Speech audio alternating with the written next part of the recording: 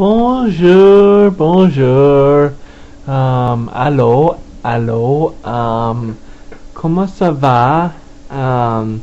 Bien. Et toi? Bien. Um,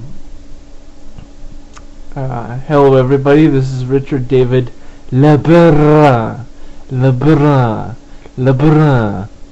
Lebrun. And today is French Week. That's right. Today, courtesy of my digital box, I've decided to point the webcam at my TV, and I've decided to turn the TV onto one of the French stations, and I'll let you have a listen. Hier, en troisième période, lorsque solidement mis en échec par Claude Giroux des Flyers. Ce soir, à Vancouver, les Canucks tenteront de profiter de l'appui de leurs partisans pour en finir avec les Prédateurs de Nashville. Les Canucks, en avance 3-1 dans la série, pourraient accéder à la finale de l'Ouest pour la première fois depuis 1994, année où ils avaient aussi atteint la grande finale. Tennis, Novak Djokovic et Rafael Nadal croiseront le fer en finale du Masters de Madrid demain. Djokovic a maîtrisé le surprenant brésilien Tomás Bellucci en 3 manches pour prolonger à 31 sa séquence d'invincibilité cette année. Nadal a aussi eu besoin de 3 manches pour éliminer son éternel rival, le Suisse Roger Federer. L'Espagnol a ainsi battu Federer pour une 16e fois en 24 duels. La finale des dames opposera Victoria Azarenka à Petra Kvitova. Baseball à Toronto, le lanceur des Tigers de Détroit, Justin Verlander, a complété le 2e match sans point ni coup sûr de sa carrière contre les Blue Jays. Verlander n'était qu'à un but sur balle d'obtenir un match parfait. Il a eu besoin de 108 lancés pour réussir le 9e match sans point ni coup sûr de l'histoire des Tigers, un gain de 9-0.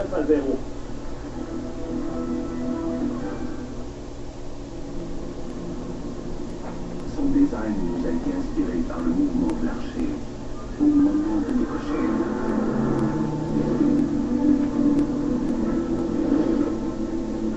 Mais nous croyons qu'il a aussi inspiré les 556 chevaux de son moteur V8 suralimenté.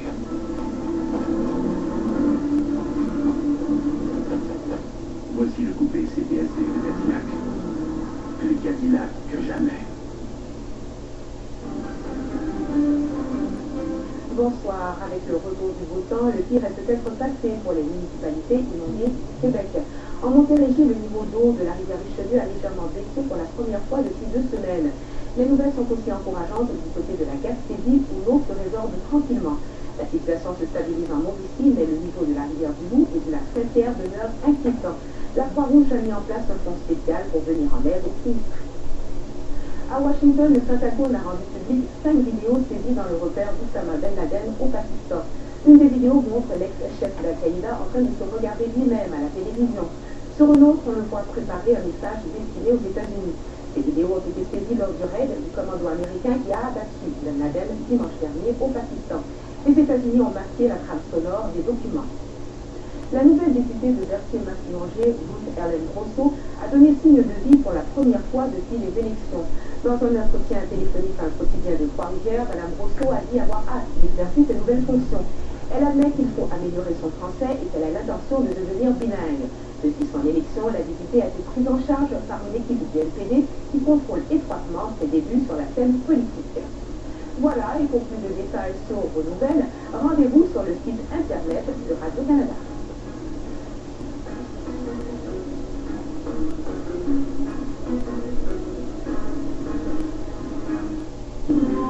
Ce soir, à Découverte, des avancées réalisées par la NASA à partir de l'orbite terrestre, des images d'éruptions solaires et de l'enfance de l'univers, de longs séjours sur Mir et la Station spatiale internationale, dans ce dernier épisode de l'histoire de la NASA.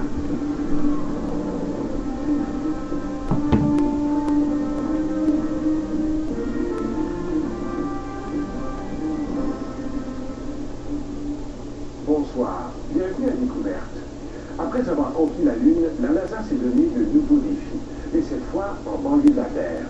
Ça a donné lieu à des progrès remarquables en médecine de l'espace grâce au vol de longue durée, en astronomie avec le télescope spatial Hubble et en technologie, menant à la construction de la Station spatiale internationale. Des jalons essentiels qui pourraient mener à des missions vers la planète Mars. C'est l'histoire que nous vous racontons ce soir.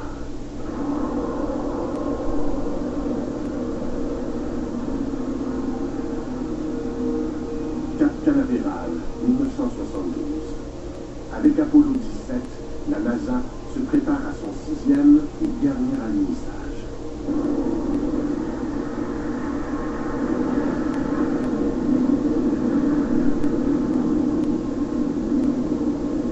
Au terme d'une première décennie, la NASA est reconnue dans le monde entier. Elle a transporté les humains jusqu'à la Lune et elle les a ramenés.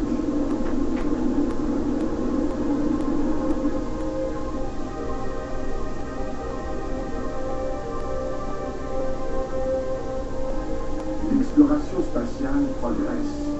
Et pour voyager plus loin de la Terre, de nouveaux explorateurs devront apprendre à vivre longtemps dans l'espace. 3, 2, 1. Fire away, Houston. Vector grid.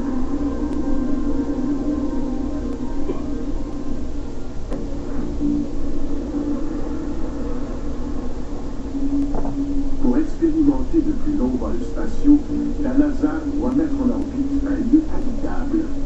En quête de matériel, elle regarde d'abord dans ses propres ateliers.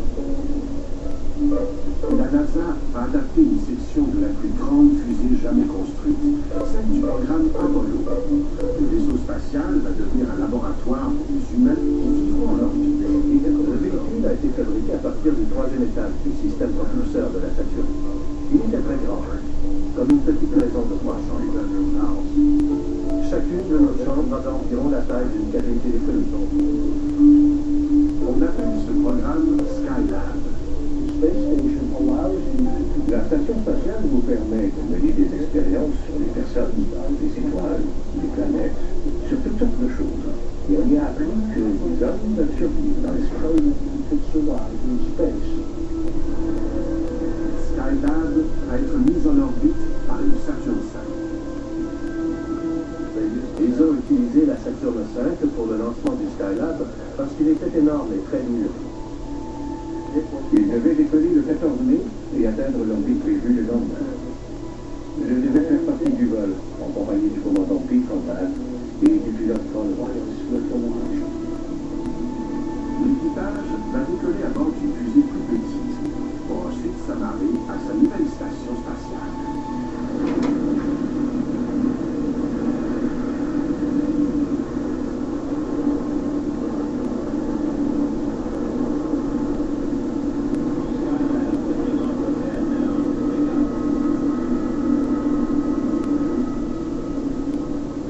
La Saturn V non habitée qui emporte Skylab décolle d'abord. On a regardé le lancement du Skylab, l'étoile d'un immeuble, à Cap Canaveral, et tout s'est très bien passé. Et en rentrant à la maison, on a entendu les premiers indices à la radio que quelque chose n'allait pas. On a dit qu'un choc gravitationnel s'était produit au lancement et qu'on ignorait pourquoi. Les contrôleurs de vol, ici, à la NASA, doutent que les panneaux solaires principaux se soient déployés. Le premier panneau solaire ne produisait rien du tout. Et le deuxième indiquait une puissance très faible. Mais en plus, on décèle un problème encore plus grave à bord du Skylab inhabité. La température intérieure a commencé à grimper. Et quelqu'un en a déduit qu'il y avait probablement une déchirure du bouclier thermique. Sans ce bouclier thermique, les rayons du soleil vont rapidement transformer Skylab en fournaise. Nous avions donc une machine sur la bonne orbite, mais elle manquait gravement d'énergie et elle surchauffait. La première réaction a été « c'est une catastrophe, qu'est-ce qu'on va faire ?» Et 5 minutes plus tard, on a dit « Hé, nous sommes des ingénieurs, voyons ce qu'on peut faire. » Le problème le plus urgent est la chaleur du soleil. Les ingénieurs les plus chevronnés délaissent la haute technologie et ils optent pour la solution la plus simple. Les couturières fabriquent un parasol géant qui sera maintenu en place par des tiges. Après un délai de 10 jours, Kerwin, Conrad et White ont une nouvelle mission. Ils vont devenir les premiers réparateurs de l'espace. T-minus 7, 6, 5, 4, 3, engine sequence start, 2, 1, 0. We have launch commit and we have liftoff. The clock is running, and Skylab has cleared the tower. On a effectué le rendez-vous avec le Skylab environ 8 heures après le décollage. On a volé autour et on a filmé. Et les images étaient envoyées au sol. Ces images permettent aux contrôleurs de la mission d'évaluer la situation.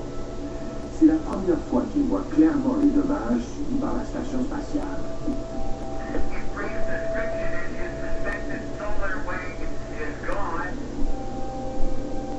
À 430 km d'altitude et en se déplaçant à plus de 27 000 km/h, l'équipage doit entrer dans Skylab pour le réparer.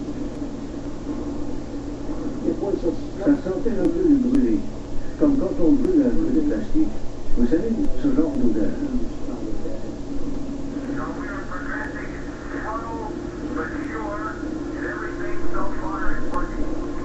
À l'intérieur du Skylab surchauffé, les astronautes se préparent à installer le parasol qui va rafraîchir la station spatiale.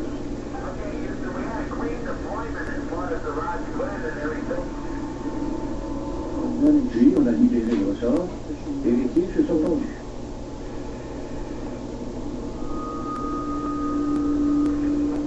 Et 3 jours plus tard, la température avait descendu à 25 degrés Celsius.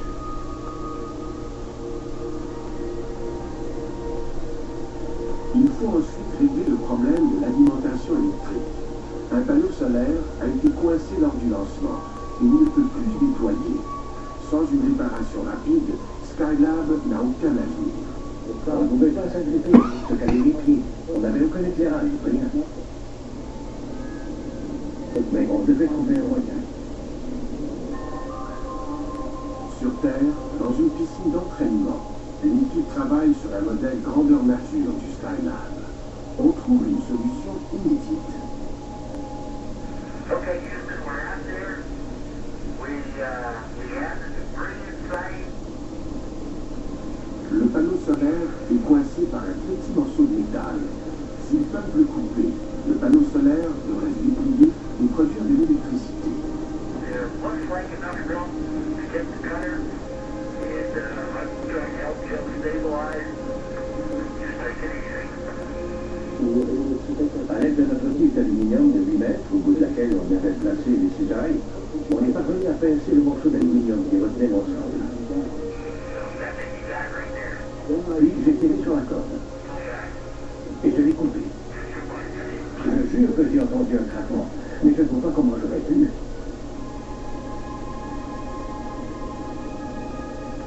On l'a fait. On a sauvé Skylab. Et ça a été l'un des plus grands spectacles de ma vie. Le panneau s'est déployé complètement à 90 degrés. Et les panneaux solaires commençaient à sortir alors que le soleil réchauffait déjà. Tout allait bien se passer. On allait mener la mission à terme. La station spatiale est maintenant en service.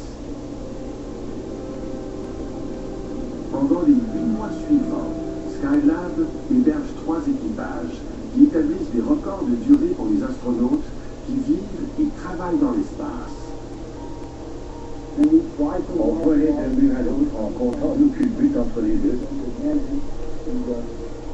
Oh oui, on a eu beaucoup de plaisir là-haut, à flotter, à jouer à Butopan, à découvrir les merveilles de la pesanteur.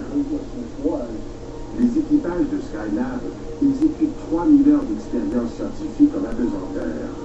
Ils transforment aussi notre compréhension du Soleil avec leur premier cliché des éruptions solaires. On a fourni à la communauté de la physique solaire 1000 fois plus de données que tout ce qu'elle avait recueilli avant. Skylab est la première grande étape vers l'habitation humaine de l'espace.